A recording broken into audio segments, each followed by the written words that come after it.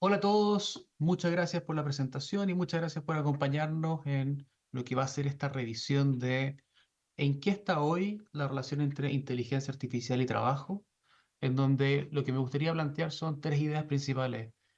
La primera es que por capacidad y por costos, la inteligencia artificial hoy día va a tomar un espacio muy importante de las tareas que realizamos las personas.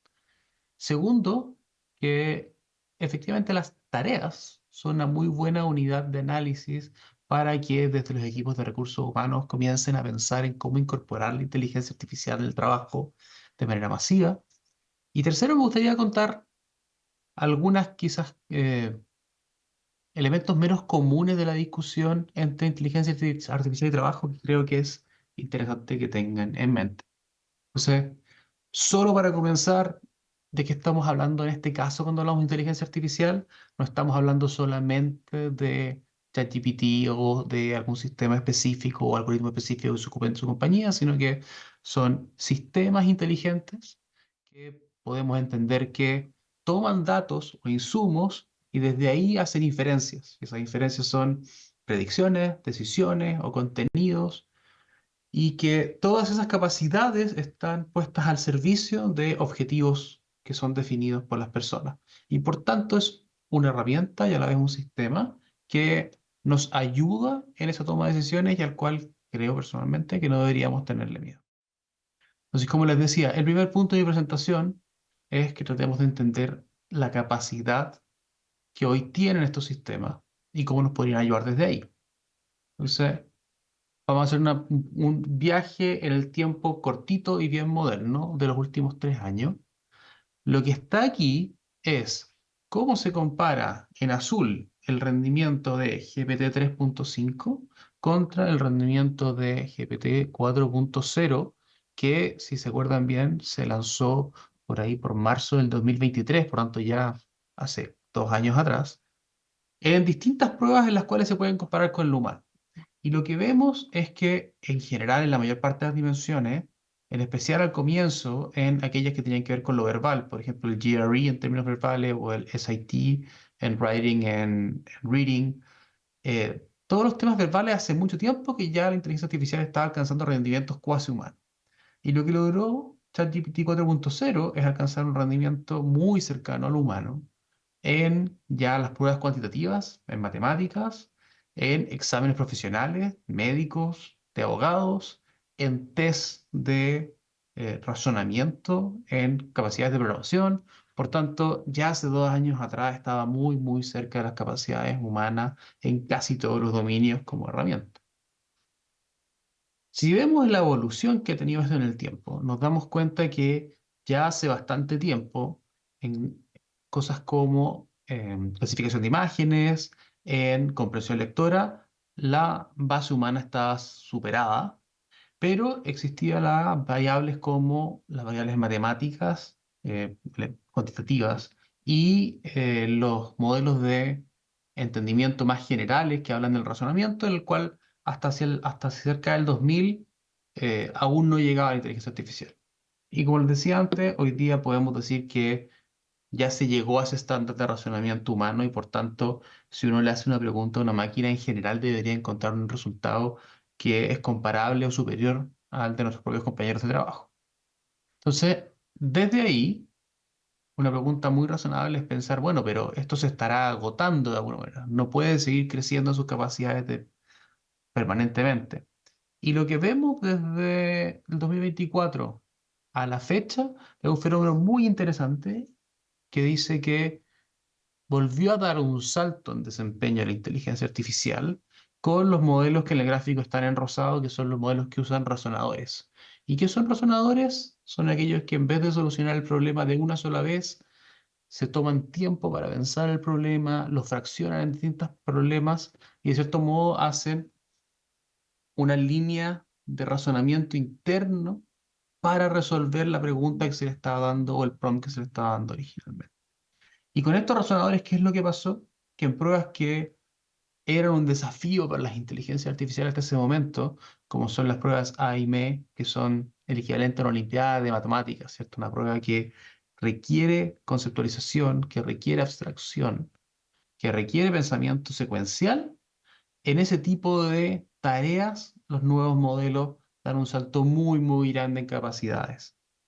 Entonces, ok, espero con eso haberlos convencidos de que en términos de capacidad la inteligencia artificial ya está aquí y nos ha superado o está muy cerca de nosotros. La pregunta luego es, ¿a qué costo? Y lo que es muy interesante es que también hemos experimentado una disminución de costos que es enorme en el último tiempo. En el gráfico de la izquierda, ojo que esto está en escala logarítmica, entonces cada salto es 10 veces. Podemos ver que en los distintos modelos que se han lanzado en los últimos 2 años, el costo ha disminuido en cerca de 95 a 97%, ha bajado el costo desde el costo original. Y eso mismo, si se observa en el gráfico de la derecha, que es el costo por millón de tokens. El token es, para que se hagan una idea, la generación de una palabra dentro de un texto o la generación de un cierto concepto dentro de un texto. Y si uno observa el rendimiento de los modelos contra el costo nuevamente ha disminuido en el orden del 99,7% por token. Entonces, si nos detenemos aquí un momento, las capacidades son muy altas, los costos descienden de manera muy agresiva, que es lo que uno podría esperar que pase con el uso de la inteligencia artificial, que se use en todos los dominios, tal como ocurrió con la computación en el pasado, que comenzó en un dominio más bien restringido a la estadística, a la contabilidad, y luego fue utilizándose en la moderación y la simulación para pasar a dominios algo menos obvios en los cuales se usa la computación, como la fotografía, la química o los videojuegos. Con la inteligencia artificial es esperable que ocurra lo mismo, que pase desde lo más obvio, como un chat, a dominios menos esperados, que hoy día estamos hablando de no solo que sean agentes en todo tipo de, ya sea videojuegos o operaciones comerciales, sino que en el futuro comenzar a ver cosas que no nos imaginamos, que pueden tener que ver con la combinación entre la biología y la inteligencia artificial, la neurociencia y la inteligencia artificial. Pero quedémonos con la idea de que qué es lo esperable con una disminución de costos de esta naturaleza. Lo esperable es que se use la inteligencia artificial en todos los dominios. Y entonces, si eso pasa, ¿cómo pensamos esa transición en nuestra vida y en nuestro trabajo? Me gustaría ofrecer un modelo que a mí me resulta muy útil, que es pensar que la tecnología, al ingresar en las organizaciones, lo que hace es transformar las tareas. ¿Cómo? Podemos pensar en la producción como un conjunto de tareas que se realizan. Esas tareas se dividen entre las personas y las máquinas. Hay cosas que hacen los sistemas y hay cosas que hacen las personas. Y luego esas tareas que hacen las personas se distribuyen en base a las habilidades de las personas. Y cuando ingresa una nueva tecnología, como la inteligencia artificial, lo que puede hacer es cambiar aquellas tareas que se realizan, el mix de tareas. Que la misma ocupación hoy día haga tareas distintas. Puede aumentar la productividad de las personas, puede aumentar la productividad de las máquinas, puede habilitar que cosas que hacían las personas las comiencen a hacer las máquinas en los procesos de automatización, o, dado el nuevo mix de tareas y productividad de las personas, cambia la distribución internamente entre los equipos y ahora son otras habilidades las que se requieren para hacer esa tarea. ¿Por qué es interesante este marco? Porque hasta hace muy poco pensábamos en inteligencia artificial como un par de automatización. Y por tanto, pensábamos en la inteligencia artificial solamente como una herramienta que nos permitía a ciertas ocupaciones rutinarias reemplazarlas por una máquina. Lo que vemos en las últimas olas de inteligencia artificial, en particular con la inteligencia artificial generativa, que puede ser una herramienta para aumentar la productividad de los trabajadores, es decir, el cambio 2 en la lámina, de manera muy, muy importante. Y esto no es teoría, es algo que medimos para Chile. Eh, desde Sofá Capital Humano, con el CENIA, hicimos un estudio que pueden pausar aquí y ir al QR y ver el estudio, en que para las 100 ocupaciones que emplean más gente en Chile, nos preguntamos cuánto se podía acelerar, es decir, hacer más rápido las tareas de las ocupaciones en nuestro país utilizando inteligencia artificial generativa, una cosa más específica que la inteligencia artificial en general. ¿Y qué descubrimos? Que cerca del 12% del PIB es la valoración de todas las tareas que se podrían acelerar con inteligencia artificial, que cerca de la mitad de todas las tareas que se pueden realizar son acelerables, es decir, se pueden hacer en la mitad del tiempo y manteniendo la calidad utilizando inteligencia artificial generativa, y que las ocupaciones que aumentan su productividad en mayor medida tienden a ser ocupaciones más bien profesionales, como son los abogados, como son los ingenieros, como son los arquitectos, como son los contadores, los profesores. Entonces, no son los mismos sujetos que antes pensábamos que estaban en riesgo de automatización, aquellos que se vuelven más productivos con la inteligencia artificial generativa. Entonces, desde este marco conceptual, veamos un ejemplo concreto. Si nos situamos en los vendedores de tiendas, que son cientos de miles en Chile, las personas que se dedican a la venta, en el retail, en distintos lugares. Hay ciertas tareas que ellos solo con tener acceso a una inteligencia artificial generativa podrían hacer mucho más rápido. Por ejemplo, responder a dudas de los clientes en la tienda. Si ellos tienen un celular en el cual pueden hacer las preguntas directamente y esas preguntas están relacionadas con una base de datos en que están los productos, pueden responder dudas de los productos de manera inmediata. Existen otras cosas que se pueden hacer más rápido en la medida que estén conectadas a los sistemas de la compañía, que son los que está en azul en este ejemplo concreto. Entonces, de nuevo, realizar tareas administrativas, podemos pensar en un vendedor que en vez de estar llenando formularios, simplemente va diciendo lo que ocurre en la tienda. Y dice, bueno, quedan 3 camisas de tal marca, quedan 4 pantalones de tal marca, y que interiormente en la inteligencia artificial generativa vaya llenando todos los registros necesarios, eh, sin necesidad de que esta persona pierda el tiempo directamente creando los informes. Entonces, hasta aquí las capacidades vienen creciendo muy fuerte y los costos vienen bajando. Un buen modelo que me gustaría ofrecerles a todos para pensar esto en su propia organización es desde las tareas. En las tareas uno encuentra efectivamente el valor. Y finalmente quería contarles, como les decía, algunas discusiones que me parece que están algo olvidadas y pueden ser de mucho interés para los equipos de recursos humanos. Primero tiene que ver con la forma en que trabajamos con la inteligencia artificial. Y este es un estudio, lo que estoy mostrando al frente, que se hizo con cerca de 800 consultores de Boston Consulting Group, en que se les daba tareas de consultoría a estas personas y se les decía que las hicieran con inteligencia artificial o sin inteligencia artificial.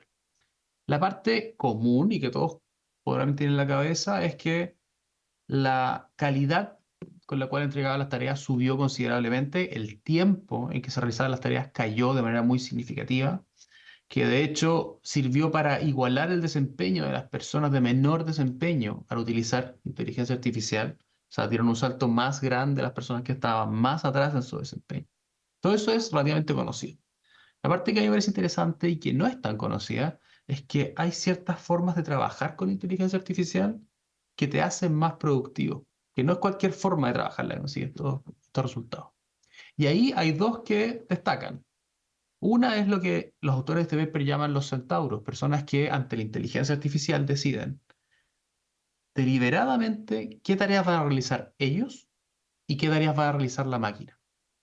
Entonces, por ejemplo, dicen, yo voy a hacer la primera parte, porque tiene que ver con un reporte contextualizado que yo conozco muy bien, pero la segunda parte la hará la máquina.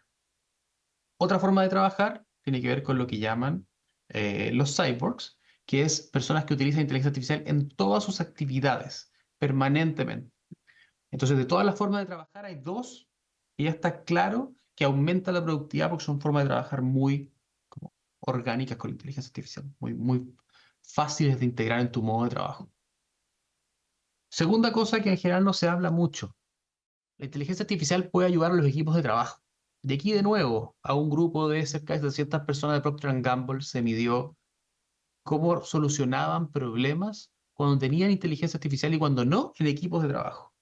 Y una cosa que, aparte de que aumentó en general la calidad de las respuestas, una cosa que es muy interesante es que al no tener inteligencia artificial, las respuestas de, por ejemplo, los equipos comerciales tendrían a tener unas características muy comerciales. Los equipos operativos o de investigación, respuestas más bien técnicas.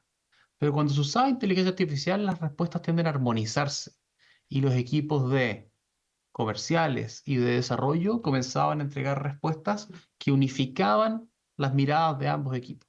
Entonces, un segundo insight es qué útil es la inteligencia artificial si la ponemos al servicio de la colaboración. Hasta ahí, todo bastante situado en la tarea. Un punto que me interesa para cerrar es que pensemos en el desarrollo. Muchos de los que hicimos carrera en los últimos 15 años lo hicimos en tareas y actividades que hoy día hace la inteligencia artificial. Escribir minutas, procesar datos, confeccionar algo para tu jefe. Todo eso, si se automatiza con el uso de inteligencia artificial, genera una barrera para el desarrollo de los jóvenes en las organizaciones. Pierden el roce con su jefe.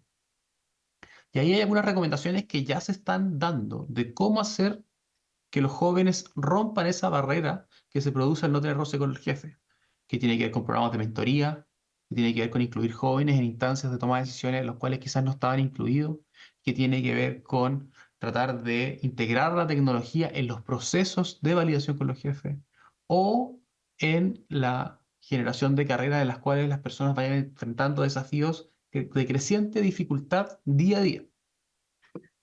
Pongo este punto porque muchas instituciones hablan de una crisis de talento joven y muchas veces no ven que la causa está en que han perdido el espacio de roce que le daban ciertas actividades que hoy día tiene la inteligencia artificial y aquí hay una respuesta posible a eso.